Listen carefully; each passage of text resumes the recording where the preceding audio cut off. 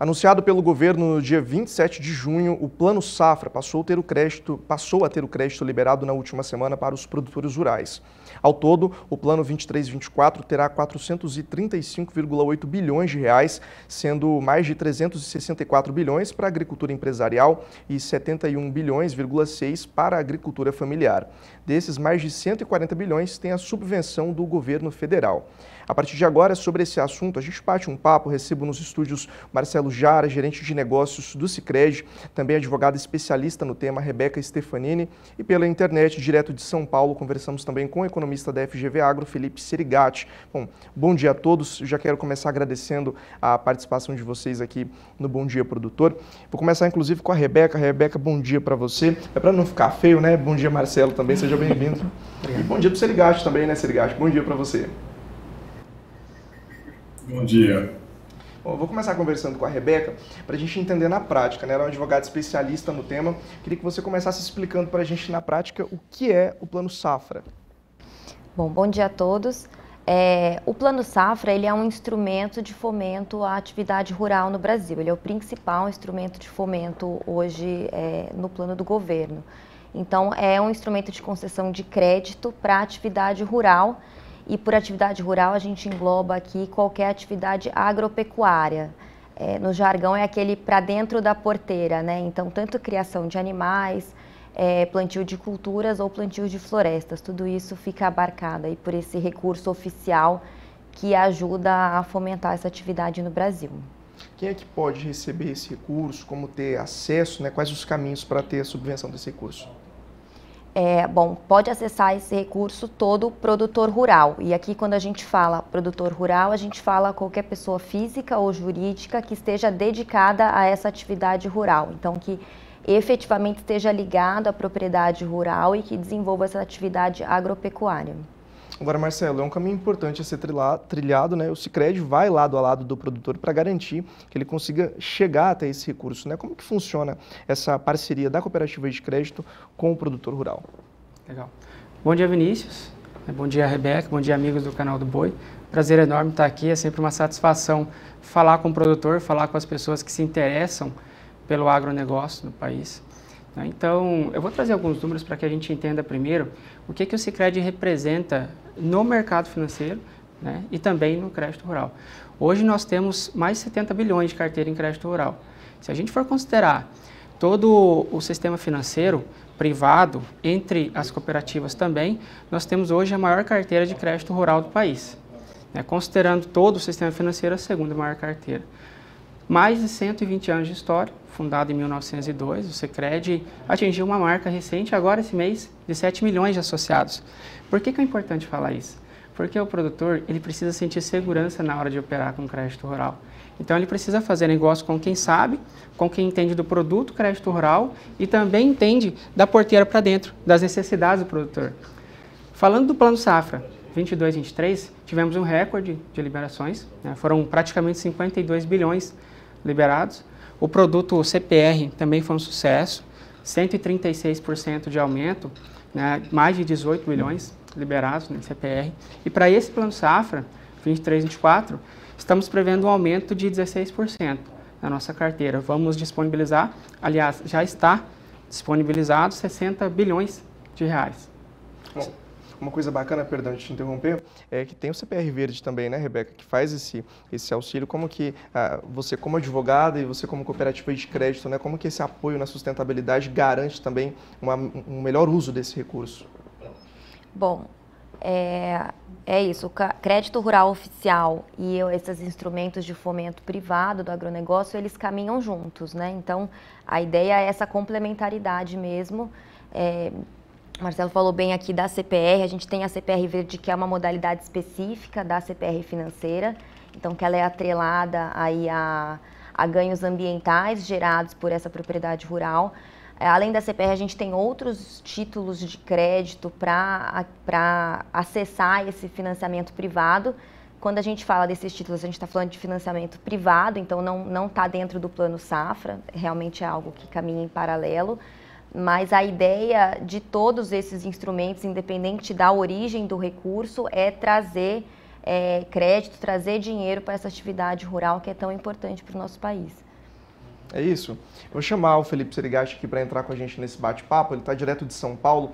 Felipe, seja bem-vindo ao Bom Dia, Produtor. Vou começar te perguntando o seguinte: sua análise do Plano Safra que foi anunciado pelo governo. Acompanhei alguns comentários seus aí que foram publicados na internet, né, sobre a questão também dos valores, o quanto isso vai acabar custando para o produtor rural. Queria que você fizesse para a gente um comentário sobre a sua análise desse plano que foi anunciado. Bom dia. Maravilha, bom dia, Vinícius, bom dia a todos, muito obrigado pelo convite. Então, em poucas palavras, de forma sintética, né, na minha leitura, como é que foi o Plano Safra. De um lado, nós tivemos um expressivo volume de recursos que foi anunciado, isso é uma boa notícia, naturalmente. Por outro lado, esses recursos vão ficar disponíveis, só que é um custo elevado, né? E não tem muito para onde fugir. Então, esse custo está associado ao custo do dinheiro na economia brasileira, né? A taxa de referência é a taxa Selic. No momento que a gente conversa, essa taxa Selic está operando em patamares elevados. Também o Banco Central não tem muito para onde fugir, ele tem que ancorar as expectativas de inflação lá de 2024, e o grande instrumento para isso é justamente a taxa de juros. Então, essa é a nossa realidade, né? Tem que fazer ali um plano safra com restrição orçamentária de um lado, mas até que apesar da restrição orçamentária teve um volume expressivo de recursos que foi anunciado, mas do outro lado, num ambiente, numa economia em que o dinheiro está caro. De forma geral, volume expressivo de recursos, porém a um custo elevado. Felipe, o montante que foi anunciado é cerca de 27%, quase que não sai, hein? Maior do que o Plano Safra 22-23, só que na contramão tem muito produtor que está considerando que esse valor ainda não vai ser suficiente. É isso mesmo? Qual que é a explicação para essa sensação, para esses comentários que estão acontecendo? Com certeza, né? Então, a necessidade de financiamento do setor é maior do que os recursos que o Plano Safra consegue disponibilizar. E, de certa forma, eu acho que é muito pouco provável que o Plano Safra conseguiria financiar toda a safra brasileira. Rigorosamente, onde é que o Plano Safra tem que atuar? Tem que atuar principalmente naquelas situações que a gente chama de falhas de mercado, ou seja, naquelas situações em que o setor privado, seja o mercado de crédito, seja outros instrumentos financeiros, não conseguem operar de maneira adequada, né? Então, você tem alguns exemplos ali que são muito claros, por exemplo, pequenos produtores. Puxa vida, né? A operação no dentro do universo agro já é naturalmente mais arriscada, o ticket médio desse pequeno produtor ele é menor, então o custo para o banco realizar essa operação se torna menos atraente, mas é uma fração importante da produção agropecuária brasileira. Demanda crédito, demanda financiamento. Se o setor privado não consegue realizar, quem tem que entrar é justamente a política pública, papel importante do Plano Safra. Outro segmento muito claro do Plano Safra, que é naquelas atividades do universo agro que geram externalidades positivas, ou seja, que geram ganhos para a sociedade, mas que o produtor ele não consegue capturar a receita associada a esse ganho. Por exemplo, aquelas linhas de crédito associadas à sustentabilidade, como do antigo Plano ABC, agora Renovar Agro. Então, o que acontece?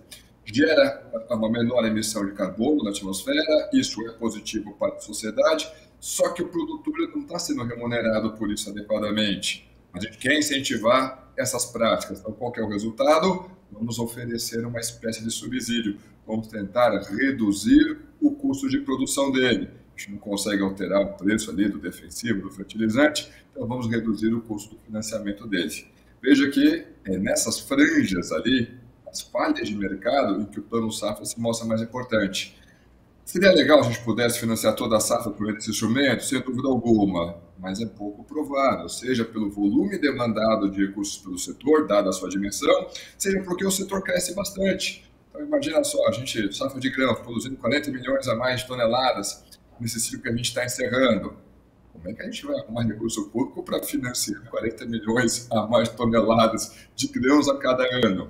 É muito difícil. Daí a importância dos demais instrumentos de financiamento, aqueles associados ao setor privado. A gente vai tentando se organizar para fazer dar certo, né? Felipe, eu vou pedir para você continuar com a gente. Rebeca, Marcelo, vocês concordam com esse posicionamento? O que vocês podem completar? Eu penso que essa pauta é uma novidade que o governo trouxe para esse Plano Safra, vai de encontro à agenda mundial do ESG, né? Environment, Social and Governance, que é uma pauta mundial de incentivo a práticas sustentáveis. Então, o governo trouxe uma forma de incentivo beneficiando na taxa, né? Então, o produtor rural ele vai ter benefício de desconto em taxa, atendendo a alguns critérios, validação do CAR. A gente precisa aguardar agora como a gente vai operacionalizar isso por parte da instituição financeira, né? Isso ainda não está claro. Mas eu penso que para essa semana, na próxima semana, divulgando as portarias de equalização, vai ficar mais claro e a gente consegue colocar mais claro os critérios de como vai ser esses descontos. Exatamente. E eu acho que um ponto relevante também é que a institucionalização da sustentabilidade como um critério para facilitação de acesso ao crédito vai ajudar bastante a agropecuária brasileira, porque a gente já tem diversas medidas sustentáveis, a gente já tem uma agropecuária que, de forma geral, ela é muito tecnológica. Então, a gente, de fato, tem que dissociar essa história do desmatamento ilegal do que é praticado de forma regular e de forma legal pelo produtor rural. Então, tanto a parte, né, de diminuição da taxa de juros, a gente tem uma previsão de diminuição percentual do 0,5, né, para quem tiver aí reconhecidas práticas sustentáveis na propriedade, quanto acesso também a novos mercados. Então, a gente vai ter uma chancela do governo de que as práticas sustentáveis são adotadas naquela propriedade específica, a gente vai ter aí a abertura de novos mercados e também a fidelização desse mercado consumidor. Agora, se a gente tivesse dificuldade na obtenção dos recursos, outras alternativas precisam chegar até o produtor, né? O que a gente tem de exemplo? O que pode ser levado para o produtor rural? Bom, acho que hoje a gente já falou, né, da CPR. A CPR Verde é um instrumento relativamente novo, a gente tem aí 2, 3 anos de regulamentação. Ele ainda não decolou, mas é algo que tem um potencial muito grande de trazer recursos. A gente poderia falar até do crédito de carbono, a gente tem visto aqui novos projetos, né, de crédito de carbono no Cerrado, então a gente para de conversar sobre esse assunto carbono só na Amazônia, então isso começa a vir aqui para outros biomas. Aqui em Mato Grosso do Sul já tem alguns projetos em vias de certificação. Então, tem outros instrumentos, a gente tem tanto os títulos de crédito quanto essa parte da sustentabilidade, do crédito de carbono, até das certificações que vão permitir não só o acesso a crédito, como até agregar valor a esse produto agropecuário. E nessa linha o Sicredi também vem com atuação, né? Eu queria que você contasse para a gente um pouco sobre isso. Rebeca falou muito bem da CPR Verde, que é um produto que está à disposição para os nossos associados. O próprio Renovagro, também substituindo o ABC, é um produto que está à disposição, bem como o Inovagro, outras linhas voltadas para a sustentabilidade. Recuperação de pastagem, recuperação de áreas degradadas, isso também nosso associado vai ter à disposição. Agora, uma coisa interessante, eu pedi para o Felipe voltar aqui com a gente, tem muito desafio pela frente aí. Quem vai buscar quem vai em busca, né, desse recurso, Felipe, a conta vai fechar? Houve-se um comentário do seguinte: já no finalzinho aí do Plano Safra 22-23, precisou-se da liberação de mais um pouco de recurso e tem muita gente acreditando que a conta não vai fechar de novo. Como lidar com esse momento? Qual que é a sua análise para esse período que a gente vai enfrentar a partir de agora do plano que começou, né, agora no mês de julho e vai até o próximo ano?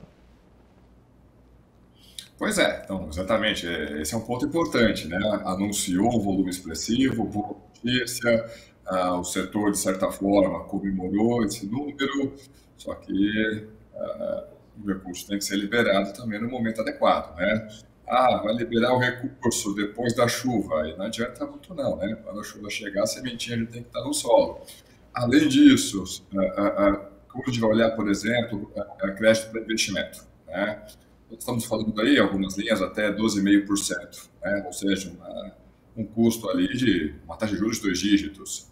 Como a Rebeca colocou, olha, no momento que a gente está conversando, a taxa de juros, a Selic está operando patamares elevados. Mas a sinalização, o cenário base é que a gente passe a operar com um ciclo de baixa, né, nessa taxa de juros. Então, agora imagina ali o produtor realizou uma operação de investimento lá com prazo de 5 anos, provavelmente lá em 2024, a taxa de juros vai estar operando talvez na casa de 1 dígito, só que o custo desse financiamento de investimento vai estar maior do que a Selic. Isso aí pode, de repente, ser um incentivo para o produtor. Cara, será que realmente vale a pena realizar esse investimento agora, quando o dinheiro está caro, ou será que não dá para esperar mais um pouquinho e esperar o próximo ciclo? por mais que o ideal seria que ele fizesse esse investimento agora, o quanto antes, a realidade não vai mudar, né? Então, a gente está operando numa economia que o custo do dinheiro está bastante elevado. Economicamente, o que o governo poderia fazer para estender essa mão para o produtor e ajudar ele a passar por esse período? Bem difícil, né? Porque, na minha leitura, eu acho que o que era possível ser feito, acho que praticamente foi feito tudo, só tem um ponto ali que eu acho que não ficou tão claro, a gente pode conversar mais adiante, mas no ambiente de taxa de juros elevada e restrição fiscal, a disputa pelos recursos disponíveis é grande mesmo, né? E aí o governo fica ali numa encruzilhada, olha, eu tenho um orçamento de X ali para realizar, o que eu faço? Se eu der um subsídio maior, eu vou ter que ofertar um volume menor de crédito. Para atender o número maior de produtores, eu vou ter que dar um subsídio menor, aí eu consigo ampliar a oferta desse crédito. Então, é a velha história do cobertor curto. O único ponto que eu acho que não ficou tão claro é o seguro rural. Então, uma política importantíssima, justamente nesse período que a gente teve eventos climáticos adversos de forma sequencial. Então, vamos lá, nossos amigos do Rio Grande do Sul passaram por pelo menos aí 3 quedas nos últimos 3 ciclos. Não é pouca coisa. Só que isso fez, entre outras coisas, que o prêmio do seguro ficasse mais caro.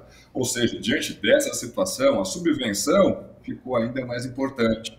E aí eu achei que ficou faltando essa informação no anúncio do Plano Safra. Como é que vai ser a subvenção, volume de recursos disponíveis para promover o seguro rural?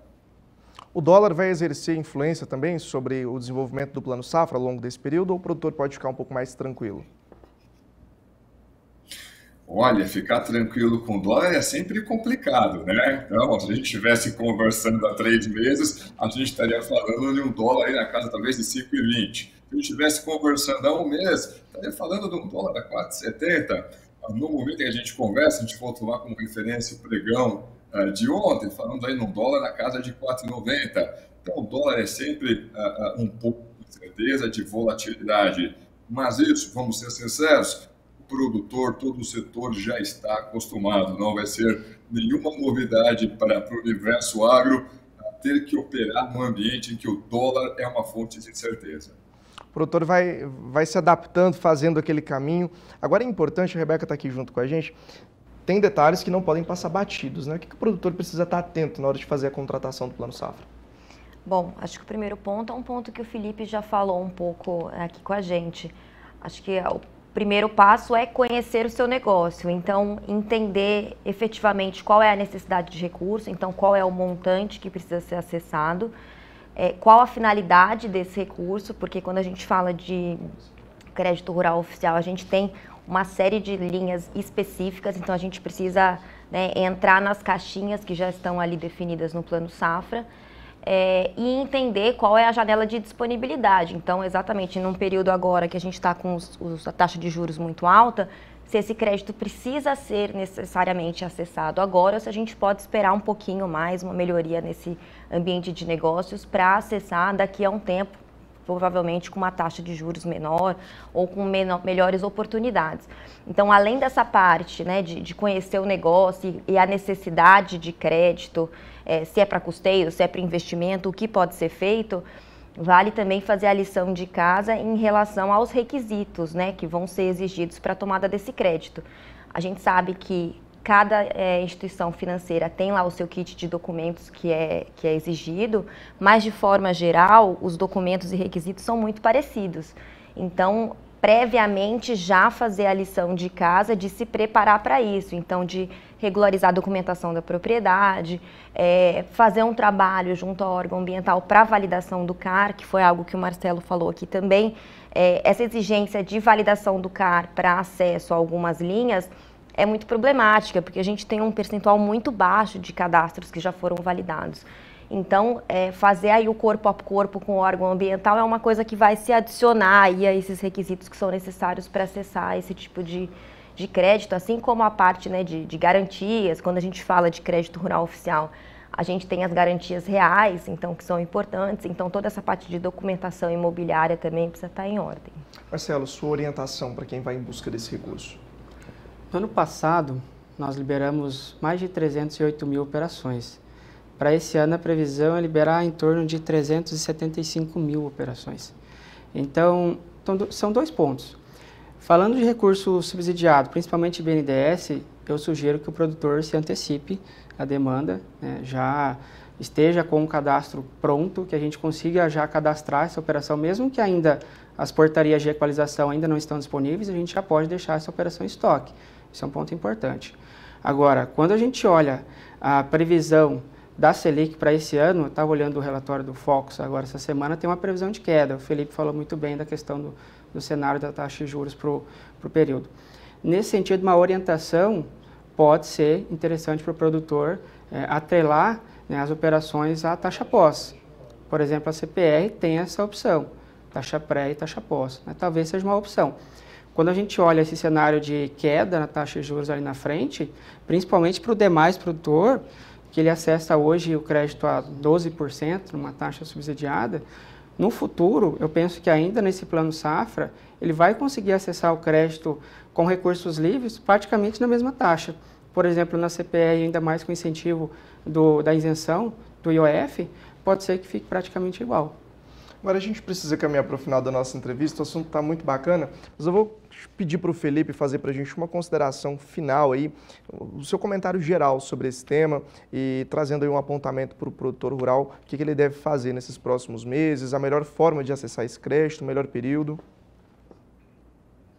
Maravilha, então, e aí, acho que a regra de bolso, a Rebeca já colocou claramente.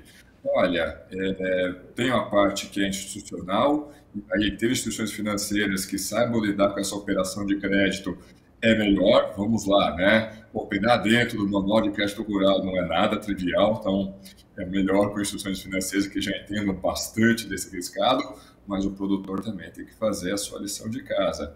E, naturalmente, em setores que operam com commons, ou seja, em que esse produtor é um tomador de preço, gestão é fundamental. Então, ter ali as contas em dia, saber exatamente, olha, onde é que está indo o meu custo, ter no mínimo desenho do seu fluxo de caixa, essa é um comportamento fundamental para que aquela atividade traga rentabilidade de forma mais segura. Felipe, muito obrigado pela sua participação aqui no Bom Dia Produtora e atendendo a gente sempre que é solicitado. Muito obrigado, viu? Eu que agradeço. Um abraço a todos. Um abraço, excelente dia para você. Só para a gente encerrar, Rebeca, ele estava falando ali sobre fazer a lição de casa, né? Como fazer essa lição de casa? Bom, o primeiro passo é conhecer o seu próprio negócio, ter a parte contábil organizada, né? Então, o Felipe falou de fluxo de caixa, entender qual é a taxa de juros máxima que você conseguiria, né, tomar de empréstimo. Além dessa parte contábil, entender as restrições ambientais. Quando a gente fala de propriedade rural, a gente tem uma legislação muito ampla que diz a respeito, então entender quais são as restrições ambientais e não só as restrições, quais são as oportunidades incidentes sobre essa propriedade e correr atrás de regularização. A gente fala de regularização fundiária bastante, então tem exigência de georreferenciamento, né, dependendo aí do tamanho da propriedade. A gente tem a APP, reserva legal, né, o que pode ser usado, o que é entendido como área cultivável da propriedade, o que tem que ser excluído disso. A gente tem a parte de isenção tributária para algumas áreas ambientalmente relevantes, então muita gente não sabe disso, né? A gente tem um instrumento que é o ADA para justamente tirar da área de incidência do ITR algumas áreas que não são sujeitas a cultivo. Então é entender aí esse cipoal legislativo incidente sobre o imóvel e tentar aí estar o mais próximo da regularidade possível para acessar essas oportunidades. O Felipe comentou sobre seguro rural, né? Esse é um ponto também que o produtor precisa estar atento, né? Exatamente. A gente tem o seguro rural também é uma política de fomento à atividade agropecuária. E quando a gente fala de um cenário, a gente vive hoje, né, um cenário de mudanças climáticas, de condições climáticas adversas, o seguro rural ele é um grande aliado do produtor rural para enfrentar essas adversidades, para a gente conseguir até acessar, né, esses créditos, fazer frente à CPR, para não ter uma perda de safra. Quando a gente tem a alienação fiduciária da safra, por exemplo, acontece algum evento climático adverso que prejudica isso, o seguro rural consegue ajudar o produtor rural a continuar aí adimplente em relação a essas obrigações. Então, realmente é é uma política muito importante. Rebeca, obrigado pela sua participação aqui no Bom Dia Produtor. Obrigada, Vinícius, pelo convite. Vou encerrar a entrevista, mas eu quero saber, Marcelo, antes, as suas considerações, né, o seu comentário geral aí sobre tudo isso que foi abordado aqui, sobre esse acesso do produtor rural até o Plano Safra e essa parceria que a Cooperativa de Crédito do Sicredi tem junto ao produtor. Isso mesmo. Como eu disse no início, mais de 120 anos de parceria, né? Segunda maior carteira do Brasil. Importante que a Rebeca falou, o produtor precisa estar organizado, então sugiro que ele se antecipe, organize já suas demandas, o que ele está pensando em fazer nesse Plano Safra, já procure uma assistência para deixar o cadastro atualizado, né, e entre com o seu projeto o quanto antes.